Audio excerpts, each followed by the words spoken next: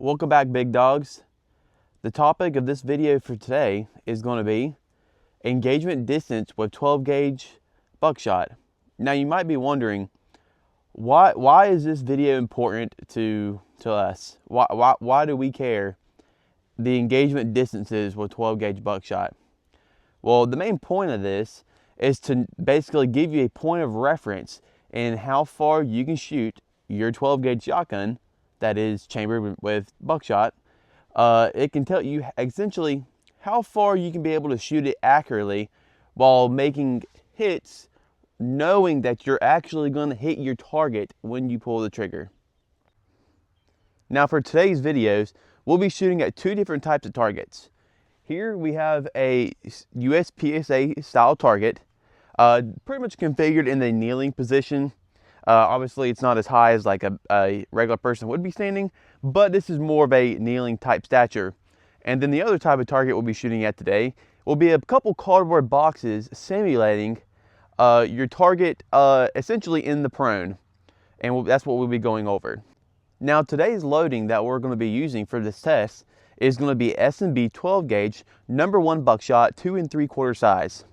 Now, if you're wondering why I'm using this specific loading, the best way to put this for you can understand is typically compared to double-aught buckshot, the #1 size will pretty much give you about the same amount of damage but with more pellets.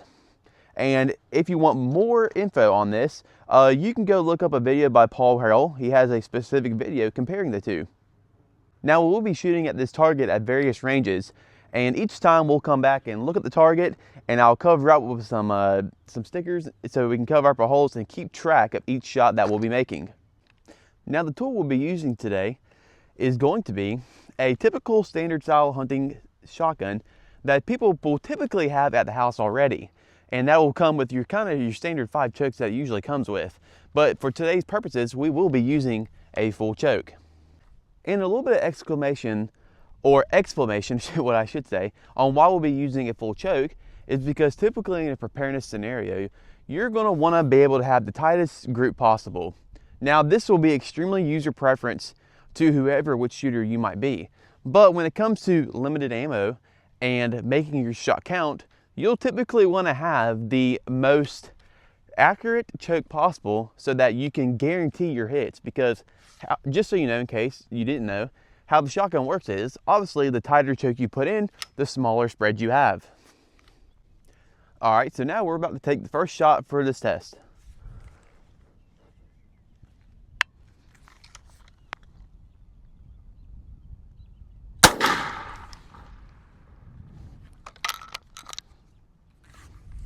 Now for your knowledge, I did aim center mass for this target, right in the A zone. So now let's go check out our results. Now before I tell you the results that you can obviously see on this paper, I should note that that first shot was at 30 yards. And we'll be starting there and working our way back.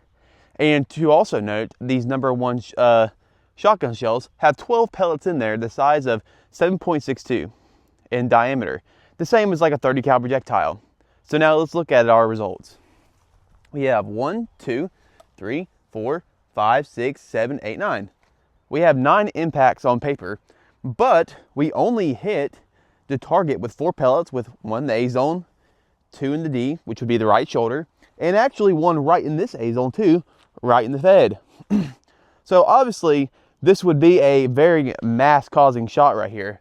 But all things considering, our spread is kind of about 2 feet in diameter at this point. So yes, we can still hit our target at this distance, but obviously you can see that we only actually hit 9. So that means that the other 3 pellets went somewhere out here, considering this is the floor of it and this is the high.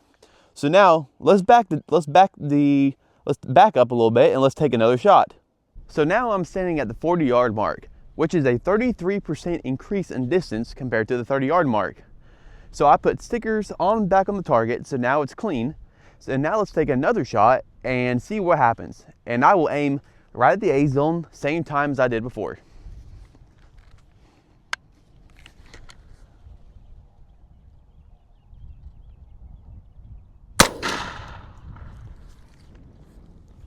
Let's go check it out. Let's look at our hits. we have 1, 2, 3, 4, 5. We have 5 hits on paper with 2 actually hitting our target. One, and actually the same spot as before, and the second one right here in the B zone, which would typically be around the neck area. So with that being said, we overall do have less pellets on paper in general, but we are still hitting a spot or 2 technically spots that would be considered critical. But let's try this for our next test. Since it looks like our shot is maybe staying here and up, how about I aim for right here at the bottom, in the mid of the C right here, rather than in the middle of the A, and we'll see if I don't get better hits on target. So now I'm standing at the 50-yard mark, which is now a 25% increase from the 40-yard mark. Let's take our shot and let's see what happens.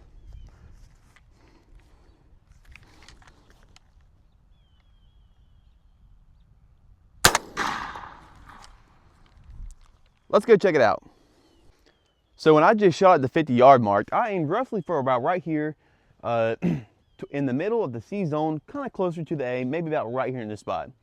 Well, this time I only hit this entire paper 3 times. And with one time actually hitting our target right here in the bottom of the D zone, and then the other 2 right here. So we're getting a pretty big spread at this point to where, you know, we're not even hitting this massive piece of paper. So let's give it another shot at 50-yard mark and see if our results don't change. I'm gonna shoot 3 shells at the target because at this range, it's kind of getting to the point where you're kind of reaching that extended distance where we're only getting 1 out of 12 pellets. So let's do like essentially a little dump on it and see if our results do not change.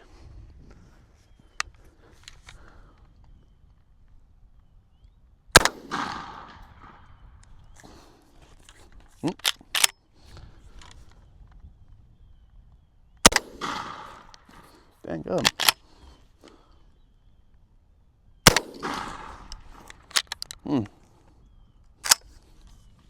Let's go check it out.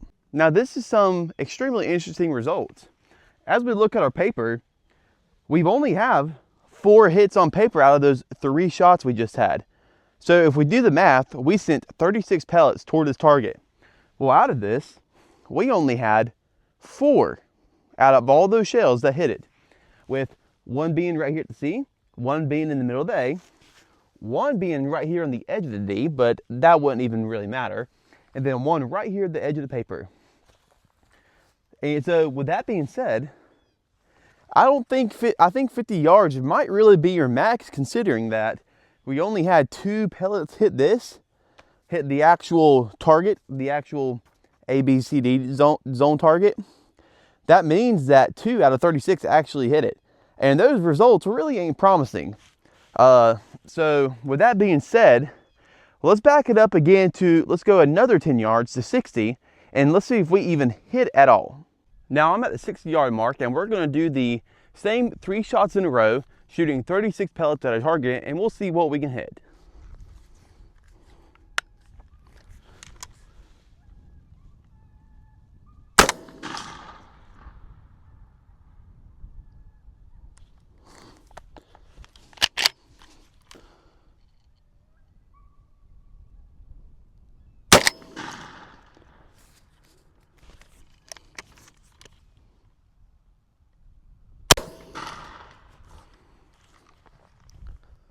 Let's go check it out. Now, as you can see here, we have 1, 2, 3, 4, 5. Yes, we have 5 hits on target, but on paper, I should say, we actually only have 1, 2, 3 on target. Now, with these 2 being non-critical and this one actually probably being critical, typically that only gives us 3 out of 36 pellets that came this way.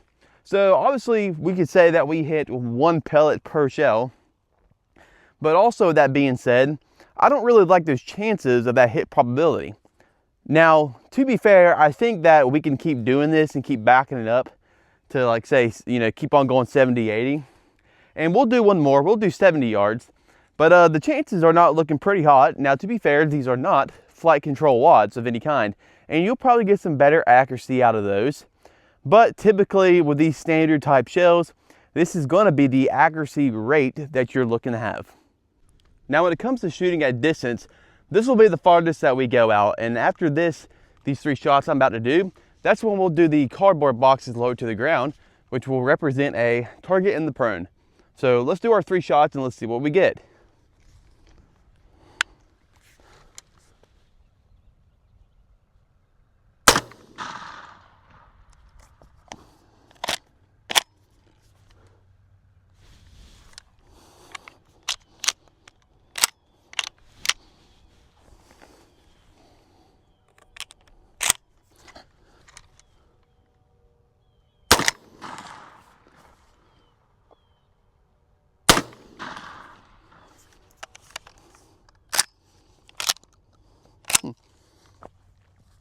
And to be noted, these shells are probably not the highest quality of these S&B shells. So let's go check out our results and see what we got. Now here we have 1, 2, 3 shots on paper, but we only really have 1 target being hit right here in the A zone. And this one's kind of half on black and half on white. So you take that as what you will. If the target was probably wearing a helmet of some kind, that would do nothing. So yeah. At this distances, you can't really count on these hitting your actual target. So with that being said, we'll end the paper test, because at this rate, we truly really had 1 that hit the target, and it just got lucky. It got in the corner of the A zone here. But you know, but it's just a chance game at that point. You're just kind of throwing % chance that you'll hit it. So with that being said, and it being kind of unreliable at this point, let's transition into the cardboard box test for our prone style targets. So before we get started with our next testing, let's look back and see what we've learned so far. So as we increased our range from 30 to 40 to 50 to 60, 70 yards, obviously our chances of hitting the target went down significantly. Even from the distance between 30 yards and 70 yards, we had a pretty good chance of hitting the target even at 30, but once we got to the 70, our chances were maybe we might get lucky if we even hit 1 pellet per shell, and the chances are not even guaranteed with that. So with the box test, which is going to be our prone target that you'll see in a second, we're going to start at the 30-yard mark and work our way in, because I think with the target being a lot smaller than a kneeling target, obviously there's not going to be as much room to hit it. So let's get started. So this blue cardboard box is going to represent our prone target. As you can see, I have got a marker and I have marked out kind of like a low sitting silhouette, meaning the shoulders being laying on the ground with the head being picked up, kind of looking at you, as if a prone target would be if it was looking at you. So what I'll do is I'll go to the 30-yard mark, and I'll aim for roughly about probably right here at the bottom of the blue line where it meets the ground. Because so far with these shells and this particular shotgun, we have seen that our spread likes to sit higher rather than lower. So with that being said, we should have more impacts be hitting in this area rather than if we actually aimed center on it right here. We would probably even potentially miss the target. So with that being said, I'm gonna aim here and we'll see what our hits happen. Let's take our first shot at the 30-yard mark at the prone target.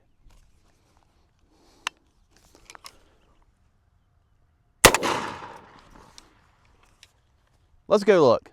So as we can see here, I aimed, like I said earlier, I aimed right here at the bottom of the ground where the ground meets the target. And I only hit this box twice. I hit it one kind of right here in the bottom, the spot right here. And then I hit it again right here. So as you can see, even at 30 yards, I only hit the target with 1 pellet. Now remember, these are #1 buckshot. So with that being said, there's 12 pellets in each shell. So let's back up and let's shoot it one more time at the 30-yard mark and see if our chances don't increase. I'm going to shoot 3 shells at this target again, and that means sending 36 pellets towards this direction. Let's see what our chances are shooting at this prone target.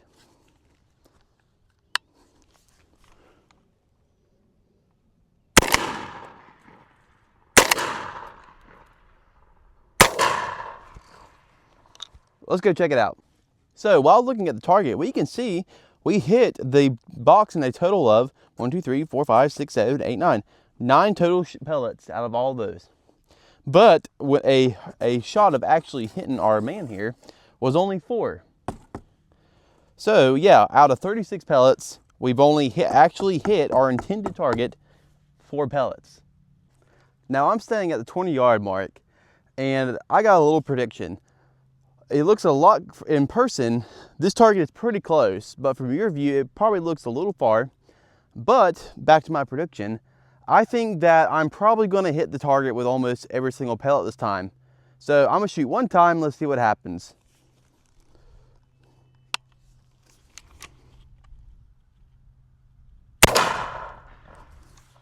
So now that we're looking at our box from shooting at it from 20 yards away, we've hit the box in a total of 8 times from the 20 yards. But we only hit our intended silhouette size at 6 times here. So obviously with 4 to the head box and 2 to the chest, this is definitely a lights off moment. Definitely a slime moment, you could say. So now I'm at the 15-yard mark, and we'll see what happens. You can probably guess it.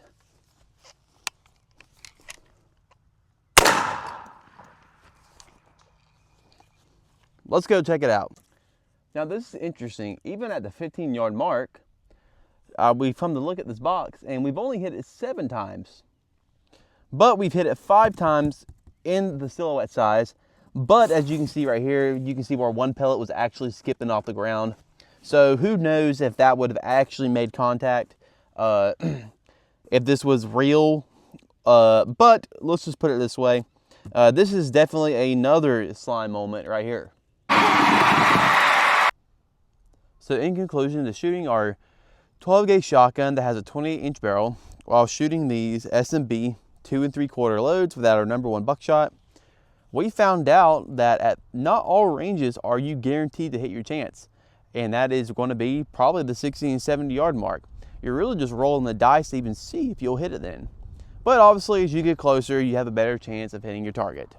So in the future of the channel, we will be covering more different loads for 12 gauge. We'll be covering some small game loads, some flight control wads, some higher end buckshot stuff, and we'll even do some slug content in the future. If that sounds like something you would be interested in, please hit the subscribe button, and please like the video if you found this content entertaining or if you found it educational. Thank you for watching my video today, and have a good rest of your day.